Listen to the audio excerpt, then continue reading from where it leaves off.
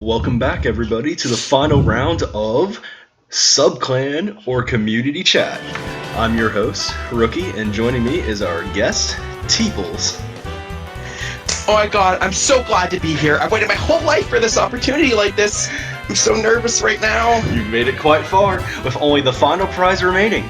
A guaranteed Caster's Pick banner for WL Season 13. Any shout-outs you want to make before we get started? Of course I gotta give it to my ma and my pa. They've always supported me my whole life. They're ready for my big moment. I'd also like to thank the MK gods for giving me a chance to be here right now. I honestly couldn't be here without them. Fantastic. Anyway, let's get on to the final round. You've made it quite far, so you get to choose. Do you want to go for the final prize? Or, at the risk of falling back to $64,000, take the money at $500K and end it now? I mean, $500K is a pretty good amount of money, but we all know what I came here for. I want that Caster's Pick, baby! Alright, so you will get the chance! Alright, as always, I'll show you part of a Discord server, and you have to say if it is either a Subclan server or a community chat. Good luck! Alright, here it is.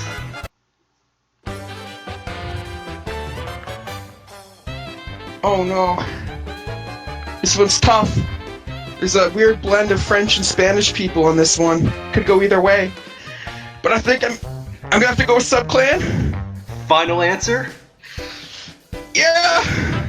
It is a community chat. The MKU server, unfortunately. Oh, that sucks, man. I really wanted that Caster's banner. Yeah, that was a tough one. Anyway, that's all the time we have today. See you next time on Subclan or Community Chat. Hey everybody, welcome back to the Rook View. More fun stuff today. So, I've gotten quite a few invitations to Subclans over the past year or so. I'd say probably like 7 to 8, around that part, around that. And I've declined every single one of them.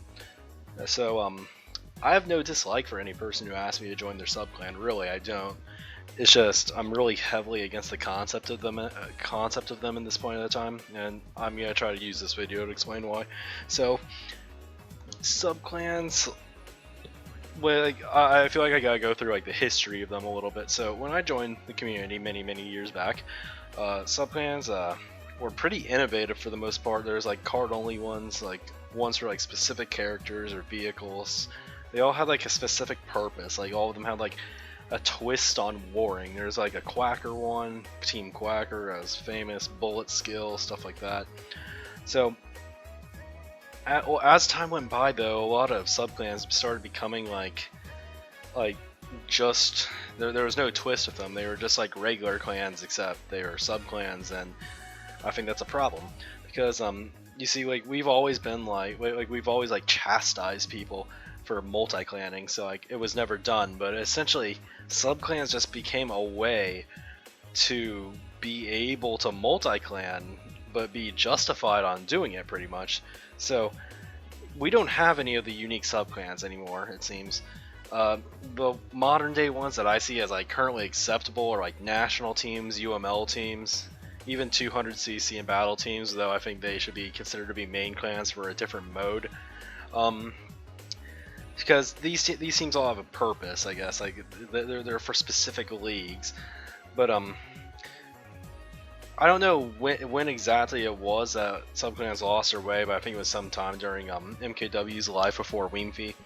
And of course we know so, like if you like the subclans are just friend groups, they eventually turned into like, oh, what if we played WCL onesies, and then clans and subclans were both in the leagues. There was eventually no difference anymore other than just what you call them. Like you could say, yeah, this is a subclan, this is a main clan, but really there was no difference in the end. And that's it's kind of got to the point on the MKW community now that there's pretty much no difference, so they just pretty much allow multiclanning right now, and that's kind of crazy. It's why WL seedings, I believe, are always a huge mess every season, because the teams are always new, because every damn season it seems that we don't know how to properly seed people, and it's because there's no like continuity between seasons. It's just people like making new clans every season. So MKU did one great thing right at the beginning. I'll credit FLC at the beginning. He was very against the idea of allowing subclans in the leagues, and I agree wholeheartedly. It makes the league much cleaner in this regard. I think you can still see some semblance of the WCL promotion demotion system, because like each team, like the average like length of time that clans are like in the league right now are like way higher than it would be if like I think we had subclans. So essentially, a quick history of subclans is they started off being unique, slowly became more like regular clans, and essentially we used to ostracize people who would multi-clan. Then subs went from fun little ideas like this to straight up justified multi-clanning, and that's a problem. So what exactly is the issue with subclans today? Like, they really aren't a complete cancer in their current state, but if we are too lenient with them, then things get out of hand and we'll end up with a mess of a community filled with multi-teaming, and that can't happen in a competitive community where team matches are the main format. It just can't. So if you're going to run a subclan in the current year, there's some things that you have got to understand, in my opinion. I get the whole I want to play with friends in other clans like ordeal. Like, I really get it. Like, yeah, maybe like one of your best friends is not in your clan, like you want to play with them. I understand it, but here's the thing. These subclans were originally made for fun, playing silly matches or stuff that's different, and you could even say playing with friends from different clans. But the thing is, the second you start taking any wars of subclans like slightly seriously, you are essentially giving them no difference between them and main clans. So it's multi-clanning. Don't think I need to explain why multi-clanning is not desirable for us, but if I do, leave a comment. I will try to address that. If subclans are allowed to continue to exist in the future, they should not be keeping war records. First of all, crazily enough, I think like almost every current subclan has a war record on their thread right now. Probably a larger percentage than main teams even, which is crazy, honestly. But here's another thing I genuinely don't get, and like, I know I genuinely don't mean to be rude with this, but like, this is the part of the video where I drop some pills that may be a little hard to swallow, and I'm just going to be straight up blunt on this one. Running a top subclan means literally nothing. Nobody cares about your subclan's record. Nobody really cares about war records to begin with, in honesty. And you see, subclans are easy. There's no risk in asking members. Like many good players see subclans as a way to play even more, so joining a subclan requires absolutely zero commitment. So here's the thing. Getting good players to join your subclan is really not difficult. You don't have to compete with anyone to get these players and make a team that is motivated and committed. Competition for players is a really real aspect in a competitive scene at all levels. If there is no commitment to a team, there is nothing that should even motivate you to make your clan an attractive #1 option, because people can just join without risk. So what if subclans are done properly? To me, I think it's not even a possibility, and it's why I think subclans should simply not be allowed to exist to begin with. But there are a few benefits, I will give it to them. It can provide wars to main clans that they otherwise couldn't find, and it allows you to play with other friends. I think that's cool. But here's the thing, as long as subclans are around, the sense of team loyalty starts to naturally weaken in a subtle manner, so we start taking clans less seriously. Team loyalty is super important, I think. It's because that's how your clan grows and gets better. It's hard to develop true synergy of players if they're already thinking of their next stop, or if you're just 1, 2, 3, or one of many of their clans. So here's an analogy. Perhaps you don't develop super strong clan bonds if people don't have a main clan that's their true home. If somebody's in like multiple subclans, maybe their main clan is just like a classroom they walk through on Monday, Wednesday, and Friday instead of being a true home for them in the community. So I've been talking about clan loyalty, so why do I act if it's some super important thing? Well, I've ran my team for 9 years now, and if there was no team loyalty in the process here, my team would not exist, let alone have achieved what we have made it to now. We have achieved tournament success, created a great space to hang out and chat, and we stood the test of time, and it's because our members have always been pretty focused on our team alone and loyal to our team. This is why I really drive this point home and make it a personal goal to make it so members never want to leave once we add them. Last season, HD took a break from MKU. A lot of our team, a huge part being myself, was burnt out on playing every week, wanted to take a break and recuperate. Now, I knew the risk of this. You want to keep your team as an attractive option to the members and everyone on the outside, and I know we had some members who still want to play MKU quite a lot.